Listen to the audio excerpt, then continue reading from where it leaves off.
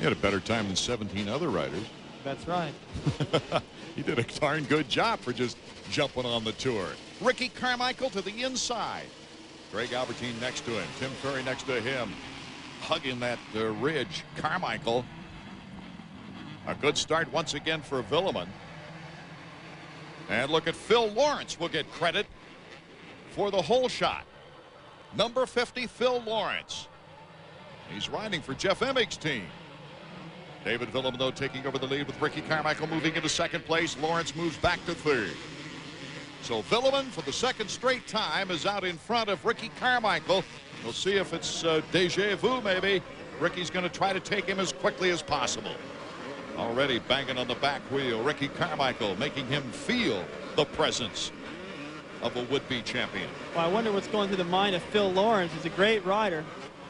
Gets the whole shot, and both Villeman and RC come by him in a fight of their own. That must be pretty incredible. See those guys come by like a storm and just disappear. Who was 93? That's Damian Platz. Bad start for Larry Ward and Doug Henry this time. Well, we'll see what kind of conditioning Doug Henry's in as he gets a really tough start. Looked like Tim Ferry kind of nursing it around there towards the back of the pack as well. So keep our eye on that. Villeman trying to pull away from Ricky Carmichael this time. He would love to get that overall victory before the season ends. This is the roughest I've seen this track in a long time. Ricky hitting all kinds of holes, getting a little squirrely right there. Well, Greg Albertine in third, Larocco in fourth. You know, let's move. Let's move from here. I don't like Gutsy cameraman on our crew, I'll tell you.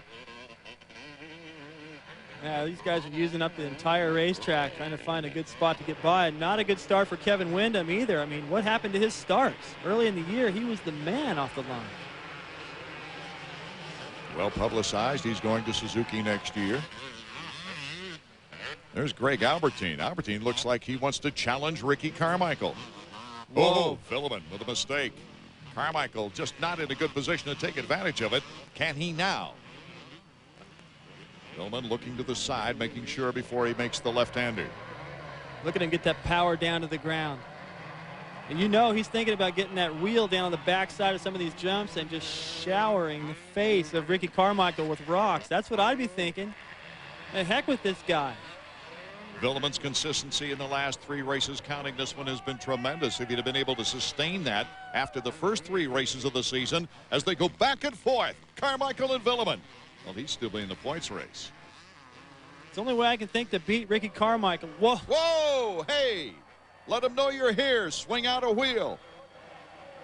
Ricky Carmichael moves into the lead. What a statement. Reaches up, adjusts everything. I want to see that again. Ricky just whipped that back in. He had to jump faster, still landed in the same place to make the pass. Plus did a little cross up, and Villeman looked like he looked over at him. Like, what are you doing? Yeah. Yeah, here it is. Watch Ricky. He hits this plateau faster and doesn't go any higher. Look at that. Villeman looks over at him going, all right, I don't know how you're doing this. I'm going as fast as I can. They both land about the same time, but Ricky Carmichael had the power on the landing. You know, these guys are starting to shove the bike down on the face of the jump. Look at Albertine starting to gain ground now. These three have really opened it up over the rest of the pack. But there's a new technique.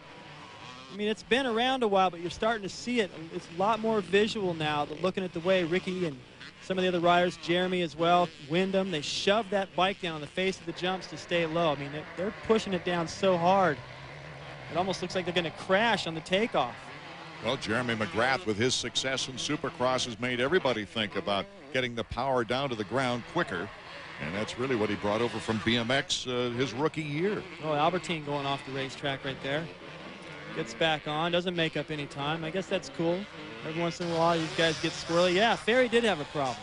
Davies right there. Guys, Tim Ferry pulled into the pits. That Chaparral Motorsports team boss Larry Brooks holding the back of his bike. Ferry's pulling out. He was involved in a first lap crash.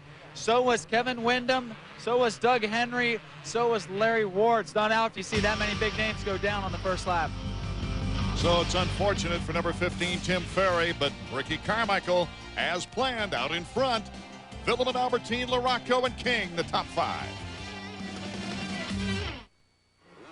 Welcome back to the second 250 Moto from Binghamton, New York. And Albertine, #1, trying to put some pressure right now on David Villeman. Villeman in second place behind Ricky Carmichael. Albertine is really mixing it up well. And here's Mike LaRocco. Shane King getting those good starts all the time. You see those guys are 13 seconds back already. Try to make that up on Carmichael. It's just not going to happen. And I talked about the bad starts of all the guys, and Davey pointed out they were all involved in a first lap crash. So that explains why Wyndham and the guys are so far behind. And Damon Huffman is 34.5 seconds back of the leader on the Suzuki stopwatch. There's Wyndham at 39.16. A tough way to end the season in 24th place. Yeah, you know, it's hard to get motivated at that point when you realize that you're not going to do much in the championship points race as far as moving up. The title's gone, and you get a start like that, getting involved in a crash, and you still have to find the motivation to get back up there. That's hard to do. With Albertine in third, let's check in with his mechanic to get his views. Joe, a little bit better start for Greg this time. He's also put some pressure on Villeman. Yeah, we had a real bad start the first moto. He rode well, so instead if he got a good start, he thinks he can run with Ricky. So hopefully we'll catch him. I got to tell you, from what we've seen this summer, it seems like today he's really picked up the pace, really being aggressive. Yeah, I think this is the best weekend for him all year long. He's feeling strong. His leg ain't bothering him. He wants to win a race. If he wins one, you think he'll have second guesses about quitting? Hope so. Well, I'd like to see him come back, but I don't think there's any question that he's announced a retirement. He's told his sponsors he's getting ready for the Motocross the Nations. South Africa has a team this year, especially with Grant Langston winning the 125 GPs. So Greg's looking to have some fun over there in France. That'd be a nice way to cap things off. He's sure polishing off this season. Look at that. So aggressive up around the outside, puts him on the inside to make the pass, and Villeman's no slouch. That guy can pick great lines, ride rough tracks, but he's just not going fast enough right now. He's trying to look for lines, I think maybe a little bit too much, and Albie's just pinning it everywhere. He doesn't care if he hits holes. There you saw Ricky Carmichael in the interval between Carmichael and Albertine already starting to pull away from Villeman as Mike LaRocco approaches Villeman from behind. But a second place for Greg Albertine in this moto would mean that he would end up with his best overall finish of the year, a second place performance behind the 1-1 sweep of Ricky Carmichael, should it stay this way. Now LaRocco is really starting to close now on Villeman, so I don't think David is. You talked about making some changes to the bike for the second moto and using some better lines, and it doesn't seem to be coming together right now. LaRocco fifth in the point standings. This would be the 11th time in 13 years that he's been in top 5 in either 125 or 250 class. Just a consistent performer and also a former 250 and 500 champion. Mike LaRocco, #5 on the AMSOIL Honda. See how fast he got over that big braking bump into that right-hand corner. He just landed leg out in the corner on the gas. You can see why he's making up time right now. He's charging so hard. He looks smooth while he's doing it. A lot of people talk about John Dowd being the old veteran because of his advanced age for this sport anyway. But Mike LaRocco, as years of service, would have to give him the old-timer crown. He's been so competitive for so long. #17, Robbie Raynard in 5th place right now. He's got 2 podiums on the year. The last one was at Washougal when he had a really fine hole shot in the second moto on way to a 3rd place finish. Oh, look at that. Travis Pastrana. Travis Pastrana took the board away from Tony Berluti and was waving Robbie Raynard on. He's everywhere. I mean, it's just like he's having more fun than any kid I've ever seen. Let's go down to Davey. Travis, you're a busy guy. We've seen you board for Kenny Bartram this year. Now you're boarding for Robbie Raynard, and you do a little racing yourself. Yeah, trying to fit the racing in there somewhere, but Robbie's one of my best friends. Stay with him all winter. He's got more potential than anyone on the track. He's got to get in his head that he can do it. So I put on there, go faster. I like that. You know, that's got to make him feel like he feels during the week when those guys are out having fun and when there's no pressure. You're able to go so much faster. Your potential, he's able to reach that potential during the week on Wednesday when it doesn't really matter. And to see Travis out there signal him probably kind of anchors him back to those days when he can get more out of himself here than he really had. And there's nothing like a little bit of peer pressure as we take a look at the 2001 series schedule. It's the same order as the 2000 version. But hold on to everything. We still have 2 titles this year to give out. We'll be right back. Welcome back to Binghamton, New York. Final moto of the day, and the 250s are underway. Ricky Carmichael is well on his way to a championship. He's out in front, but this is the battle for third. David Villeman looks back. He sees Mike LaRocco giving him all kinds of pressure. Gary Bailey get out of our shot. He's filming him too. He's got the better camera angle. He's in there closer anyway. Yeah. Not for long, however, if our producer gets wind of it. LaRocco makes the pass on Villeman. You know what? I've never seen Villeman struggle like this. I mean, he just looks like he's not in the line he wants to take. He's hitting bumps he doesn't want to hit. And usually that's his strength, picking lines, missing stuff, and making everybody else follow what he's doing. But it's just not coming together for him. What a good finish on the season, though, for Mike LaRocco. After a very good Supercross season. The guy's been 3 decades in 250 racing. And here's our leader, Ricky Carmichael.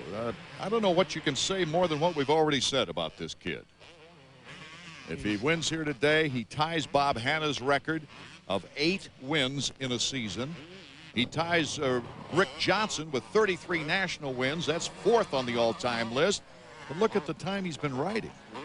Yeah, his percentage looks real good. We've talked about Jeremy McGrath indoors, comparing his win percentage to Jeff Gordon when he was doing so well in NASCAR, and Ricky's got that going on here in the outdoors.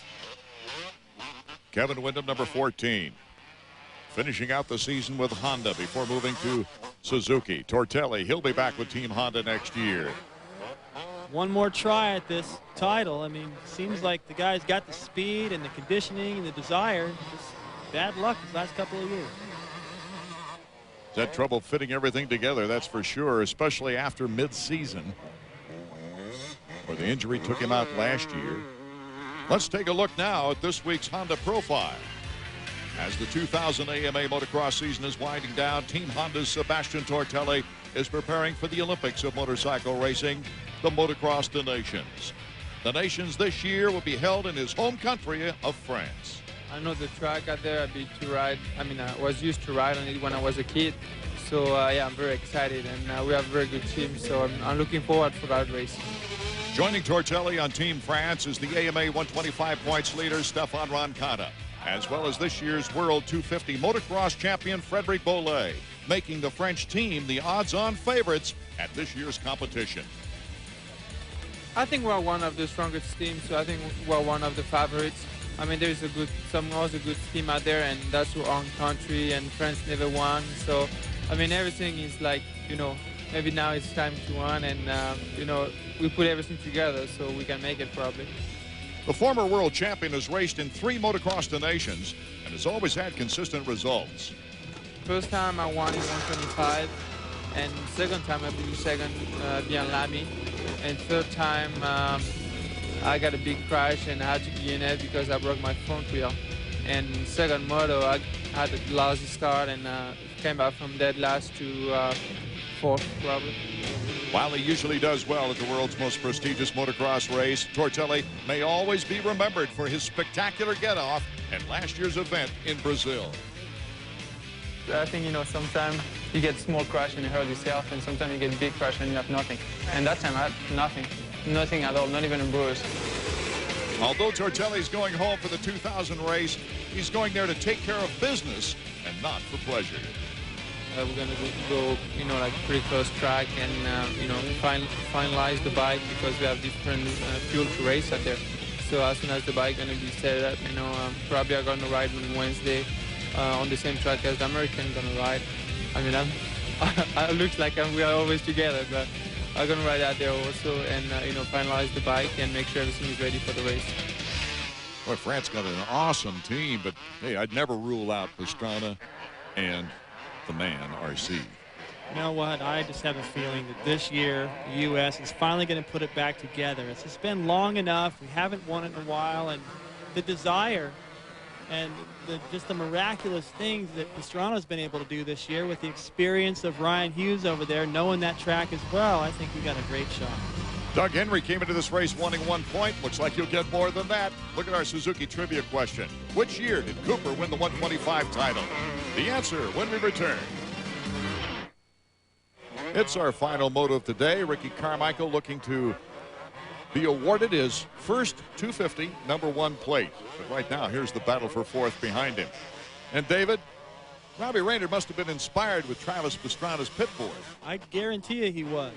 I mean, it sounds stupid and silly and all that, but I'm telling you, it makes a difference. He's out there going, yeah, this is cool. I am fast. I remember how good I was going last Thursday, and here it is. So Robbie moves into fourth, passing David Villeman. And our leader and soon-to-be 250 champion, Ricky Carmichael. Well, he must sense this. He's got to know. Here's the answer to our Suzuki trivia question. What year did Guy Cooper win the 125 National Championship? It was in 1990. Of course, the 125 title goes down to the final race of the year in Belmont with Stefan Roncada leading Pastrana by only 6 points. Our final lap for Ricky Carmichael. Here last year, he had a 1-1 sweep. Broke his own record of 14 moto wins in a season with his 15th on way to winning 18 of the 24 motos that year. Won the title 98 with a 4th overall here at Binghamton. He also won another race here in 1997 with a 2-1 on the 125. He'd already won the title. It was his 8th victory of the year at that time.